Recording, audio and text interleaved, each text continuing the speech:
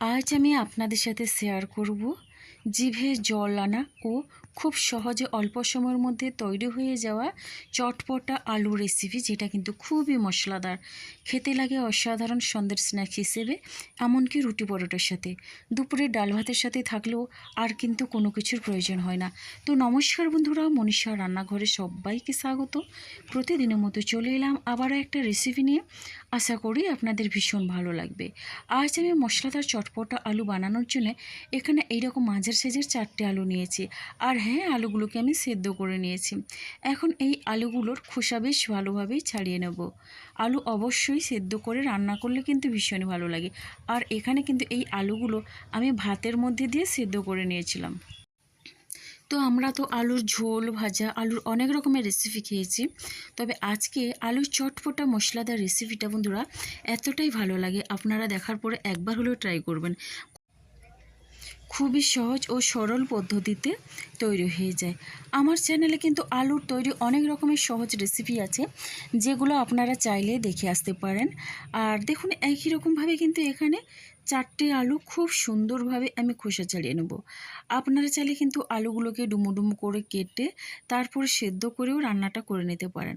দেখুন, এখানে কিন্তু আলুগুলো খুব সুন্দরভাবে খোসা ছাড়িয়ে নিয়েছি। এবার আমি আলুগুলো কেটে নেব। এখানে আলুগুলো কেটে নেওয়ার জন্য একটা ছুরির সাহায্যে ডুমো ডুমো করে কেটে নিচ্ছি। এই কাজটা আপনারা চাইলে কিন্তু বটি দিয়েও করে নিতে পারেন। আর আলুর শেপটা দেখে বুঝতে পারছেন আলুগুলো এইভাবে কেটে নিতে হবে। আপনারা আপনাদের পছন্দের মতো যে কোনো শেপে কিন্তু আলু কেটে নিতে পারেন। আর আলুর এই চটপটা রেসিপিটা বন্ধুরা ভীষণই মুখরোচক হয়। বাচ্চা থেকে বড় সবাই কিন্তু একবার খাওয়ার পরে বারবার খেতে চাইবে। সন্ধ্যের স্ন্যাক্স হিসেবে এটা থাকলে কিন্তু আর কোনো কিছুর প্রয়োজন হয় না। তো দেখুন, এখানে কিন্তু সমস্ত আলুগুলো এইভাবে কেটে নিয়েছি। আর আলুগুলো এখন আমি একটা প্লেটের মধ্যে তুলে নিলাম। এবারে এটা আমি সাইড করে রেখে দিচ্ছি। এবারে আলুর এই রেসিপির জন্য আমার একটা মশলা লাগবে। তো মশলার জন্য এখানে নিয়ে নিয়েছি একটা বাটির মধ্যে আদা কয়েক টুকরো, আর নিয়েছি এখানে 2টো কাঁচা লঙ্কা, নিয়েছি 2টো শুকনো লঙ্কা, দিয়ে দিলাম হাফ চামচ পরিমাণে গোটা ধনে, আর দিয়ে দিচ্ছি হাফ চামচ পরিমাণে গোটা জিরে। সেই সাথে এখানে নিয়েছি ধনে পাতা, আর এটা কিন্তু বিলেতি ধনে পাতা। তো ধনে পাতা আমি বেশ ভালোভাবে এইভাবে ছোটো ছোটো করে কেটে দিলাম। এখন এর একটা মশলা করে নেব। মশলাটা আমার রেডি হয়ে গেছে। মশলাটা কিন্তু একেবারে মিহি করে নিয়ে একটু দানা দানা রেখেছি। আর এখন আমি রান্নার জন্য গ্যাসে কড়াই বসিয়ে দিয়ে কড়াইয়ের মধ্যে দিয়ে দিলাম কিছুটা পরিমাণে সর্ষের তেল। তেলটা গরম করে হাফ চামচের মতো দিয়ে দিলাম গোটা জিরে। জিরেটা একটু ভাজা ভাজা হয়ে গেছে আর খুব সুন্দর একটা মিষ্টি গন্ধ বেরিয়েছে। তো এখন আমি কেটে রাখা আলু দিয়ে দিলাম, আর আলু দিয়ে বেশ ভালোভাবেই নাড়াচাড়া করে নিচ্ছি। আর এখানে কিন্তু মিডিয়াম ফ্লেমে রেখে আলুটা একটু নাড়াচাড়া করে ভেজে নিতে হবে। তো এবারে দেখুন, এখানে আমি দিয়ে দিচ্ছি স্বাদ অনুসারে লবণ। আমি কিন্তু আলু সেদ্ধ করার সময় লবণ দিইনি, তো তার জন্য এখন কিন্তু একেবারে আমি লবণটা দিলাম। আর লবণটা দেওয়ার পরে এখানে দিয়ে দিয়েছি প্রয়োজন মতো হলুদের গুঁড়ো। এবার দেখুন, লবণ আর হলুদের গুঁড়ো দিয়ে বেশ ভালোভাবে নাড়াচাড়া করে নেব। আলুটাকে এইভাবে মিডিয়াম ফ্লেমে নাড়াচাড়া করে ভেজে নিতে হবে। বন্ধুরা, আলুর তো অনেক রকমের রেসিপি খেয়েছেন, তবে এই রেসিপিটা একবার খাওয়ার পরেই কিন্তু মুখে স্বাদ লেগে থাকবে। এটা খেতে এতটাই টেস্টি লাগে। তো দেখুন, আলুগুলোকে একটু এইভাবে ফাঁকা করে দিচ্ছি। আর এখন আমি ঢাকনা খোলা অবস্থায় একটু নাড়াচাড়া করে নিচ্ছি। আলুগুলোর গায়ে কিন্তু সুন্দর একটা ভাজা ভাজা কালার ধরেছে। তো এইভাবে আলুটাকে রান্না করে নিতে হবে। তো বন্ধুরা, এখন আমি আগের থেকে বেটে রাখা মশলাটা দিয়ে দিলাম। আর মশলাটা দেখেই বুঝতে পারছেন এইভাবে আমি দানা দানা রেখেছি। এতে করে কিন্তু মশলাগুলো যখন রান্না হয়ে যাবে আলুর সঙ্গে, তখন কিন্তু এই মশলার দানাগুলো মুখে পড়লে ভীষণই ভালো লাগে। তো দেখুন, মশলাটা দেওয়ার পরে এখানে মিডিয়াম ফ্লেমে রেখে অনবরত নাড়াচাড়া করে নিচ্ছে। এইভাবেই কিন্তু মশলাটা আলুর সঙ্গে ভাজা ভাজা হয়ে যাবে। এবার ঢাকনা দিয়ে এখানে 3 থেকে 4 মিনিটের মতো লো ফ্লেমে হতে দিয়েছিলাম। এতে করে কিন্তু মশলাটা আলুর মধ্যে খুব সুন্দরভাবে সেট হয়ে যায়।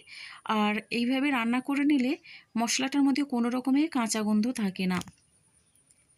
আর কোনো রকমে কিন্তু গ্যাসের ফ্লেমটা হাইতে রাখা যাবে না, তাহলে কিন্তু মশলার সমেত আলুটা পুড়ে যাবে। তার জন্যে মিডিয়াম ফ্লেমে রেখে আলুটা ভেজে নিতে হবে। আর এই রান্নাটা আমি সর্ষের তেল দিয়ে করছি। আপনারা যেই তেলে রান্না করেন ওই তেল দিয়ে রান্নাও করে নিতে পারেন। তো এবারে এখানে একটা কাঁচা লঙ্কা কুচি আমি দিয়ে দিলাম। ফ্লেভারটা কিন্তু দারুণ হয়। তো দেখুন কাঁচা লঙ্কা কুচি দেওয়ার পরে ধনেপাতা কুচি অল্প পরিমাণে দিয়ে দিলাম, যেহেতু আগে আমি ধনেপাতা অনেকটা পরিমাণে দিয়েছিলাম। এবার দেখুন বেশ ভালোভাবেই এখন নাড়াচাড়া করে নিচ্ছি। ঝটপট কিন্তু আলুর এই রেসিপিটা তৈরি হয়ে যায়। রেসিপিটা ভালো লাগলে অবশ্যই লাইক, কমেন্ট, শেয়ার এবং সাবস্ক্রাইব করে পাশে থাকবেন। তো দেখুন এখন আমি ঢাকনা চাপা দিয়ে দিচ্ছি। ঢাকনা চাপা দিয়ে 1.5 থেকে 2 মিনিটের মতো একটু রান্না করে নেব। এতে করে কিন্তু ধনেপাতার ফ্লেভারটা আলুর মধ্যে খুব সুন্দরভাবে ঢুকে যাবে। দেখুন আলু কিন্তু খুব সুন্দরভাবেই ভাজা ভাজা হয়ে গেছে, সুন্দর একটা কালারও এসেছে। এইভাবে অনবরত নাড়াচাড়া করে আলুটা ভেজে নিতে হবে। এবারে এখানে একটু চটপটা করার জন্যে নামানোর আগে দিয়ে দিচ্ছি একটু আমচুর পাউডার।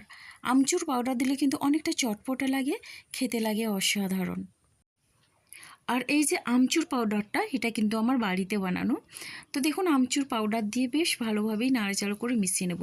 হাতের কাছে আমচুর পাউডার না থাকলে হাফ চামচের মতো পাতিলেবুর রস দিতে পারেন। তো দেখুন এখন আমি ঢাকনা চাপা দিয়ে একেবারে গ্যাসটা বন্ধ করে স্ট্যান্ডিং টাইমের জন্য রেখে দিয়েছিলাম।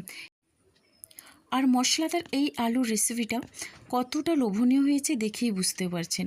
আর দেখলেন তো একেবারে অল্প সময়ের মধ্যে ঝটপট তৈরি হয়ে গেল। তো বন্ধুরা, ভালো লাগলে অবশ্যই একটা মিষ্টি কমেন্ট করবেন। আপনাদের একটা মিষ্টি কমেন্ট কিন্তু আমাকে অনেকটা উৎসাহিত করে নতুন নতুন রেসিপি বানানোর জন্যে। তাহলে বন্ধুরা আজকের রেসিপিটা আমার এই পর্যন্ত। আর আগামীকাল আসবো আবারও একটা নতুন রেসিপি নিয়ে। আপনারা সবাই সুস্থ থাকুন, ভালো থাকুন।